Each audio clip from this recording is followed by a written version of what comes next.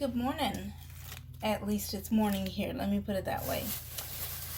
Long story short, I am coming off of a night of work, so I'm going to try to make this video quick and short, but I figured that I would take advantage both because I wanted to make some guacamole and also I wanted to take advantage since I had no children here at the house right at the moment to be able to make any kind of racket. I figured perfect time to go ahead and make some. So here we go with this. Now this, obviously, as you can tell, this may be different from anything that you've seen before. Obviously, different areas of Mexico are going to have different kinds of cooking. In the southern, kind of like the Yucatan Peninsula, because they're so close to the ocean, and avocados seem to be a little bit more scarce, their guacamole is still quite a bit watery. And I do not know how to make that. And in other parts of Mexico, you'll have where that they will do what I would call kind of like pico de guac. It's more like the ingredients with pico de gallo and then with the mashed avocado in there. This is a guacamole that is typical to my in-laws area. So then I will show you in just one moment because I'm getting ready to rinse these tomatillos or tomates. It depends on what area of Mexico that you're in, what they're going to be called. They're green tomatoes that all of them in general will come with leaves around them. You're going to want these. I don't know if they're the same kind as what they use for fried green tomatoes here in the South, because go figure, I grew up here in Eastern North Carolina and I have never learned how to do fried green tomatoes and exactly what kind of tomatoes that is used. So I don't know, which is pretty hilarious and horrible and ironic. But the one thing I was going to mention real quick, I'm rinsing these off because as you will notice, most vegetables kind of need a teeny bit of a rinse before you use them much because of the fact that they've been in the dirt. And unless you want to include dirt in your food, sometimes it's not a horrible thing, but you know, when you get that grit in between your teeth, it ain't fun. But the one thing that I was going to show y'all is something that I learned from my mother-in-law. You notice the color, that is pretty green, okay? But you'll look, of course, this color is different on my phone. It's a whole lot harder to tell. Let me see if I can bring it up. Nope. It still looks very, very green in the camera, but it's actually a yellow green. This is a little bit closer. Like you'll see what's over here closer to the light. That's more its color. It's not white, but it's definitely a yellow green. Those are the best kind of tomatillos that you're going to want to have for a guacamole. That is what I've learned from my mother-in-law. It changes the flavor a teeny bit. Tomatillos, they have a somewhat tart but sweet flavor, and they're really good, especially with, you can use them for a green salsa, and there's multiple ways that you can use them, but these are I'm going to use for guacamole. If you have anything like this, you can easily cut it off and still cook the tomate, and it can be used for the guacamole. It's not a big deal. Okay, I gotta make sure that I'm not going to cut my finger because this is a somewhat not super sharp knife. Obviously, if it's not cutting this tomate very well, but see, you just cut that part out, we're good. Okay, and no sense in making any big deal about it. Also, this, I'm probably going to get that out in just a minute. And the other thing that I was going to show y'all, for your jalapeños, you can use either jalapeno or serrano peppers. Those are the two kinds that go in guacamole. The one thing I will show you, you see these lines, it looks almost like scrape marks, kind of, sorta. The ones that have the more of those, generally, maybe not always because it's kind of the luck of the draw, but generally those are the ones that are going to be spicier. If you find one that is smooth, obviously depending on what your taste is, typically the smooth ones are going to be the ones that are going to be less spicy. But at the same time, if you're very afraid of spice, you can either cut out the veins and the seeds before you boil it or afterwards, but it would probably be a lot easier beforehand. So, and that will take care of any spice to make sure that you can still enjoy the flavor of the chile, of the pepper, but you don't have to worry about getting all the spice. So that's going to go on the stove, and I will show you in just one moment. Okay, this portion is not going to be very long. I now have it on the stove. I have turned the burner onto high. It's pretty much as much water that would cover it if it were able, if the tomates and the chiles weren't floating. So that's pretty much how that goes. You just fill it with water, let it boil, and I will show you in just a minute where you want to boil till. Okay, it's definitely not there yet. It's still got a minute or so.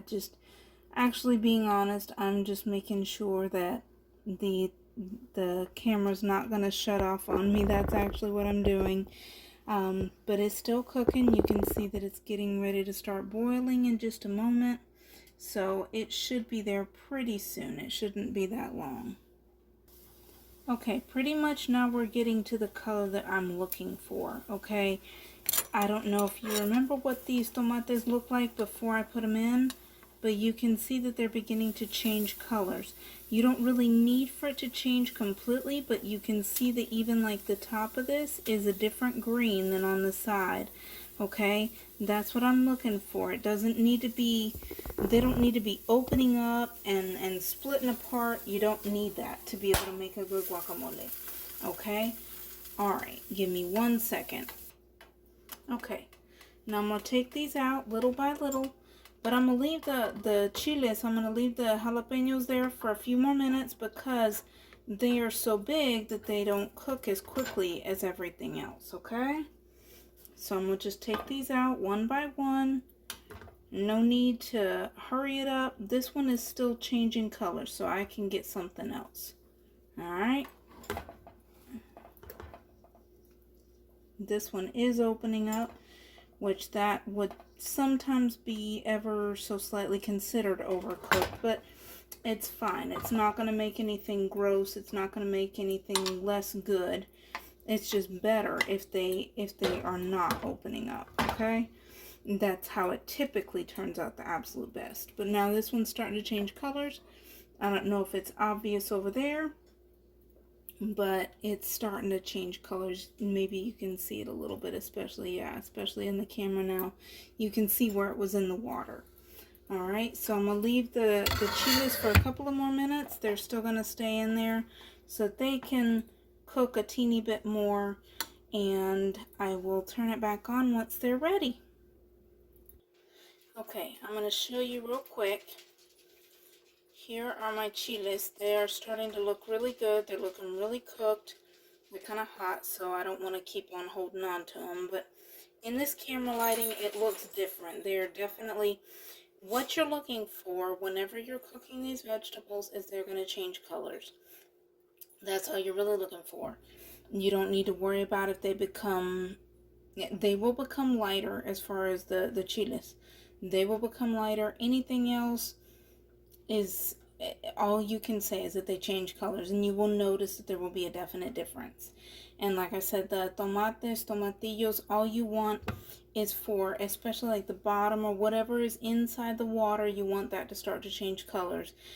Once it's partially changed, it should be cooked enough. Alright, after this, right now what I'm going to do is I'm going to put these vegetables into the refrigerator. I know that may sound dumb to some, but I have come to find out through much personal experience that the cooler that the vegetables are when you add in the avocado is typically the longer that it will stay green. So I will finish this up after a while. See y'all later. Alright y'all, I am back for the second part of this video, and I will tell y'all, unfortunately my avocados are not ripe, so it probably will make for an interesting bit in a minute trying to get it out of the skin, but otherwise it should be fine. The guacamole would be a little bit better if it were if the avocados were ripe, but I did not find any avocados that were ripe at all at the store when I was going by this morning. So unfortunately, we're going to deal with what we got. But at the same time, you can still make some good guacamole. It may not be the best that you've ever made if you don't have ripe avocados, but it can be good. No problem with that. Now, one thing that I'm going to tell you, when you're going to check an avocado, I've already opened up two, but when you go to check an avocado to see if it's ripe, don't use your fingers. Please don't. That's what ends up bruising them, and whenever you get them home, if they aren't already starting to turn brown or whatever, it will. If you don't take them home, it does for other people. So what you want to do is kind of hold them more in the palm of your hand and kind of squeeze them over all gently with all of your fingers in the palm of your hand.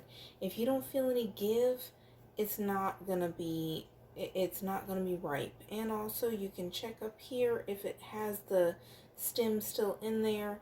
If it looks green in there, usually it's supposed to be ripe, but I prefer to check it with my hands. Just a gentle squeeze. And you can generally, most of the time, you can tell. Also with that, you can tell if it's been squeezed already by somebody else. You can feel that give way too quickly, and you know that part, wherever that give is at, it's not going to be good. Okay, you want it to be a slight little bit, but if it feels like it's mushy, it's going to be brown. It's not going to be good. So here we go. Now, I use pink Himalayan salt. I attempt to live as naturally as I can. I most certainly don't live naturally, but I try to live as much as I can on a budget. So I do use pink Himalayan salt, but when I used to make guacamole when I was with my ex, I most certainly did use regular iodized salt. So it really doesn't matter. Probably the only difference would be that you use more pink Himalayan salt than you do iodized salt. So, as you saw earlier, I've already got my tomates and my chile in there. So, here we go. Gonna put in some salt. The thing is that whenever you're done with blending it up the first time, you can check and find out what your salt content is like, and then you can find out if you like it, if you need to put more in, if you need to add a little bit of extra something to see if you can figure it out. I'd rather put too little in than to put too much in, because you can always add, you can never subtract. So this is going to be fun, and I may just pause the video so that I can get these avocados out of the skin, which is pretty sad because they are so not ripe. But hallelujah anyhow.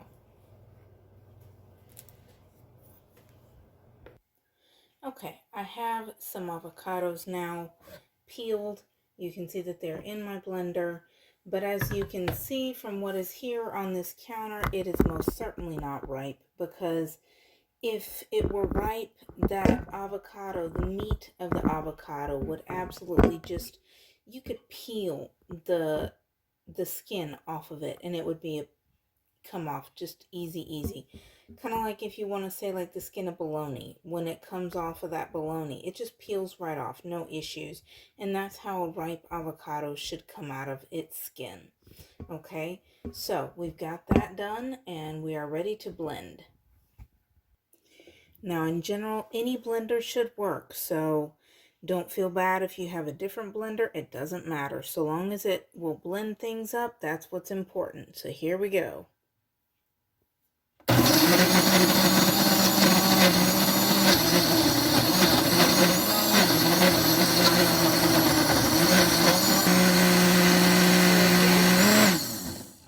There we go. That's good for right now. And now it's time to check for taste. Okay, here we are. I'm gonna take it, just kind of stir it around, make sure that it should be very liquidy as far as the blending right now. It won't be at the end. Okay. Needs a little bit more salt. Like I said, I'd rather have to add some than to not have enough. So that can be taken care of. Give me one moment. I will check it out again. Okay, so I just re-blended it with some extra salt. We're going to see how it is now.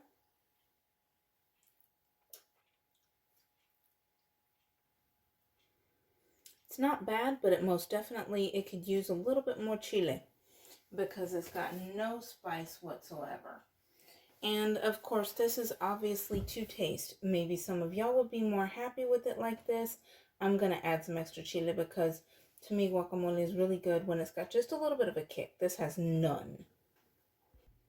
Okay, not going to bore you with the details. Obviously, just blended that back up with another chile in there. So let's see how that goes. Now it's got a kick. And I'm trying to figure out what it needs more of. It needs a teeny bit more salt. I'm okay with that. Whoa, shoot, not quite that much. Okay. And then it's pretty much ready for the other avocado. Now, excuse me. That little bit of chili just did help, just enough, and now I'm coughing.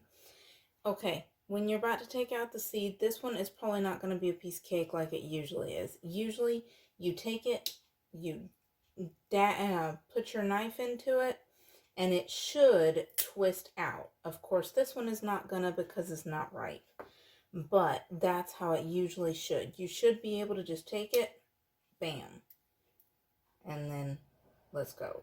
And it doesn't want to today. So I will get it out and I'll see you in a second.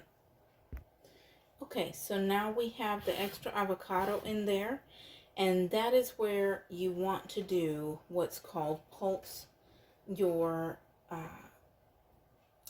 blender.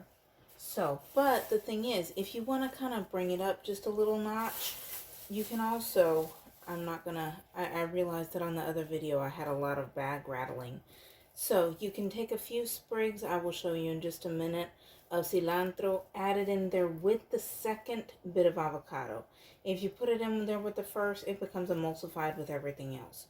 But when you put it in there and you do it with the pulsing, with this, then it comes through a bit better. It's hard to explain. I'll show you in just a minute.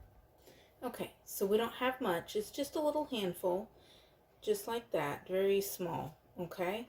You don't want to put too much in there either, because if you do, then it just kind of takes over everything. And I want to taste the avocado. That is one of the things that I love about guacamole. I love avocado. So I want to taste that. I don't want to taste a whole bunch of cilantro. Cilantro is the garnish, even though it is in there instead of being on top. All right, so here we go. We're going to blend it, but like I said, we're just going to pulse it.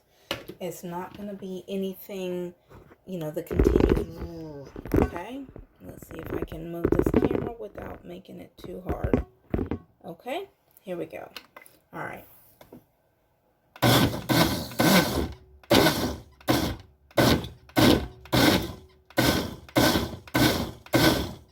All right, we'll see how it did.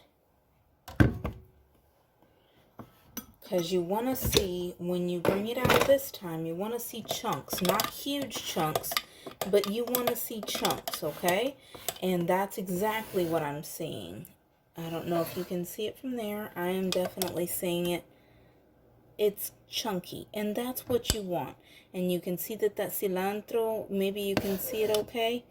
That cilantro it's cut up nicely, but it's not completely blended up into everything, and that's exactly what you want.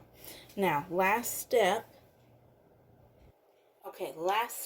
in your guacamole preparation, I guess you could say, keep the seeds, okay? The pits, whatever that they're called in English, I don't remember at the top, right now. But you want the seeds, the pits. In Spanish, we call it the hueso from the avocado. You want that, because I'm not exactly sure, but I've heard from everybody that I learned anything about guacamole from, you keep it in there because it will keep the guacamole from turning brown too quickly. The thing is that just like apples and potatoes, avocado, once it has been exposed to air for too long, it will start to turn brown. Okay, and there we go. It's a beautiful, beautiful guacamole. I know that you probably can't see it as well from there. I'll kind of take it away. Isn't that pretty? Yum. And there we go. Ready to roll. Enjoy. Also, if you like my videos, definitely please hit the like. Hit subscribe to the channel. I don't know how often I'll be doing videos, but I'm going to try for at least once a week. And to be able to help out. I know that, like I put even on Facebook, I love it when you can make it and it tastes even better in your home than in what it would in a restaurant. And then it's like, why would you go out when you can have it even better at home? Unless you want a break. Totally understandable. I'm a single mom, so I know what it's like. So y'all have a great day. I hope that my videos have been helpful.